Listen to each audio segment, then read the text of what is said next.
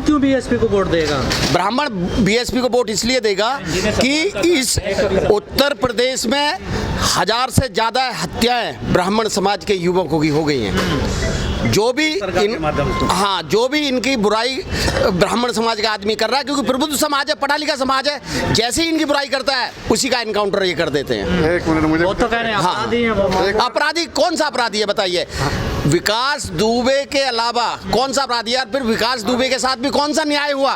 क्या आप 1 किलोमीटर गाड़ी ले जाकर उसकी पलट के मार दोगे? योगी जी एक्सीडेंट बता रहे ना उसको, तो कोई एक्सीडेंट नहीं है, वो साजिशन प्लानिंग से गाड़ी पलट के वो मारा है। और उन्होंने कहा है कि वो भागने की कोशिश कर रहा है। जो आदमी खुद अरेस्ट हो रहा है, खुद समर्पण कर रहा है, वो भागेगा क्यों? ये बताइए। जो नाराज एक मिनट दीजिए। देखिए सर, हमारी बात सुन लीजिए। जिस प्रकार से 2007 में चमत्कार हुआ था, सारे न्यूज़ चैनल बीएसपी को कहीं नहीं दिखा रहे थे।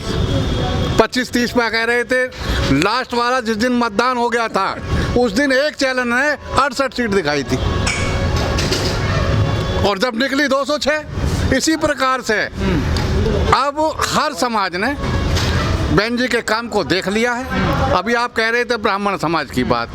ब्राह्मण समाज हो चाहे कोई भी समाज हो, आज तक के इतिहास में जितना सम्मान बहुजन समाज पार्टी की सरकार में ब्राह्मण समाज हो चाहे कोई सब समाज हो इनको मिल गया है, इतना कभी नहीं मिला। इन्होंने सबको देख लिया। बीजेपी 2012-2017 में क्या हुआ था? इनको बहक गए थे ये लोग। इन्होंने बहका लिया था हिंदू के नाम पे, मंदिर के नाम पे बहका लिया था।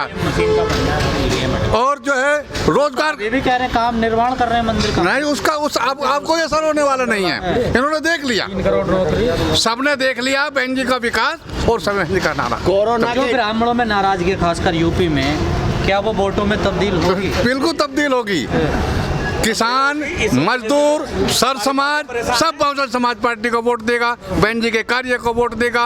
अभी आपने देखा होगा किसान मजदूर जो वहाँ बैठे हैं, तो कैसे कार्य किए ना, उन तो पत्थर लगाए। कौन कहता है? कौन कहता है?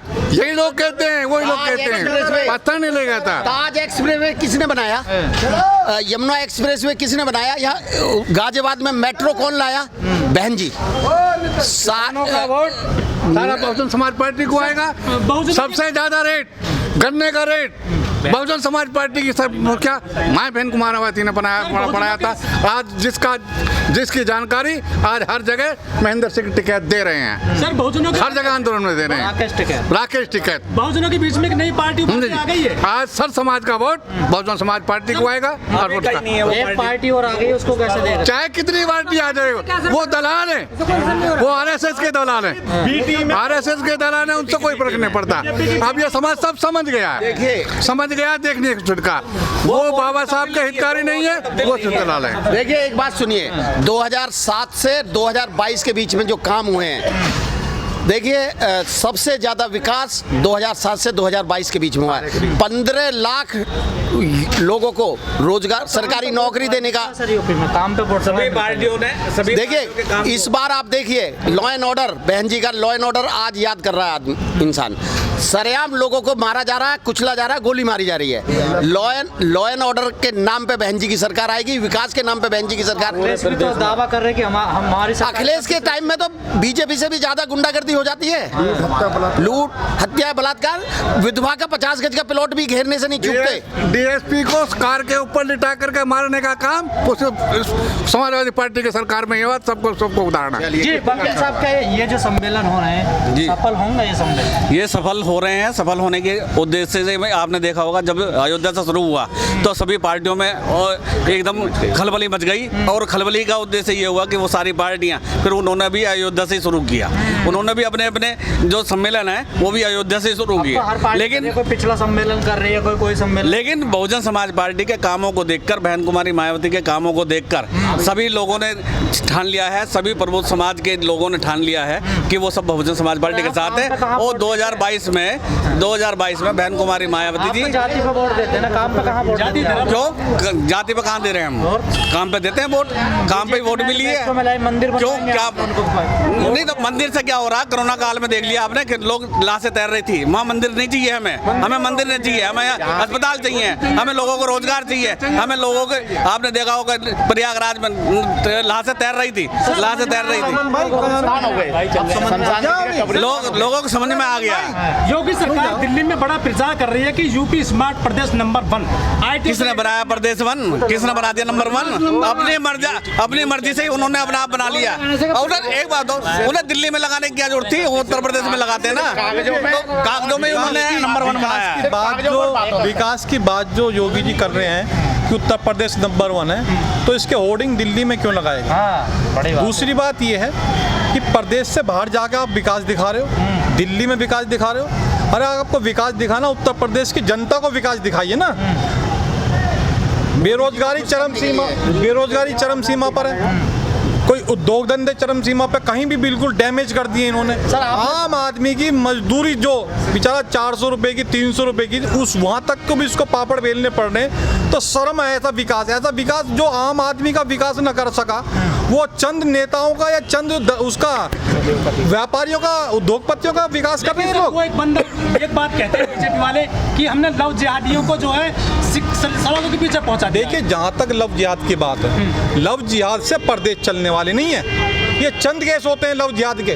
पूरा प्रदेश जो चलता है ना, सरकार की नीतियों से चलता है। आम जनता की जो प्रतिष्ठा जुड़ी होती है, जरूरतें होती हैं, वो सरकार तय करती है। आपके गाजियाबाद में जो धर्म आचरण का मामला पास में आया है, कई लोगों को जो है शिकंजा कसा गया और अंतरण करते थे। देखिए, अगर कोई इस तरह के कर रहे हैं, कोई गलत लोग कर रहे हैं, तो उसके लिए सरकार कदम उठा रही है। हम उसके लिए मजबूत हो गया है योगी मोदी सरकार में। ऐसा कुछ नहीं है। पिछले 600 साल, 800 साल, 1200 साल करीब मुगलों ने भी राज करा, 200 साल अंग्रेज राज करके। हिंदू धर्म ने जब खतरे में था ना, आप खतरे में है। हिंदू धर्म जब खतरे में आता है, जब बीजेपी की सरकार आती है।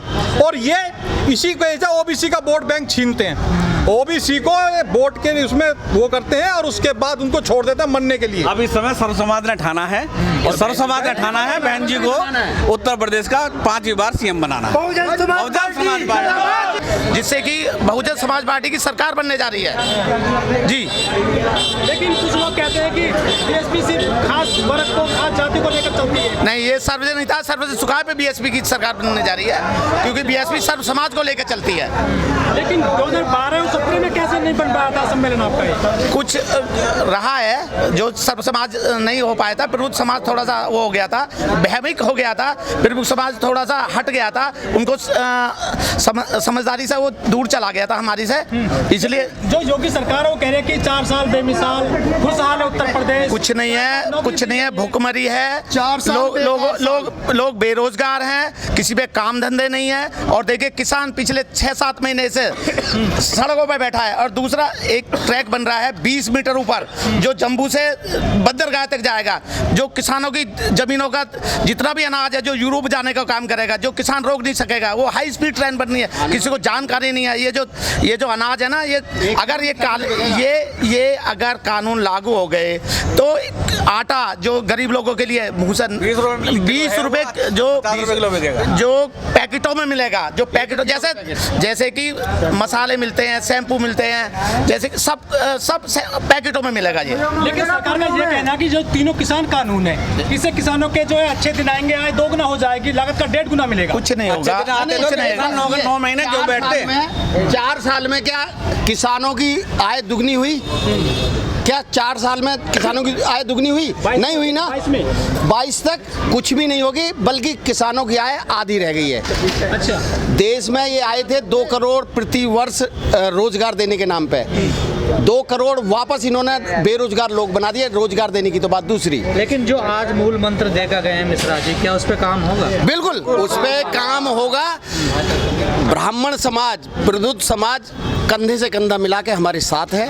आज आपने संख्या देख ली होगी, यहाँ 95% लोग ब्राह्मण समाज के थे।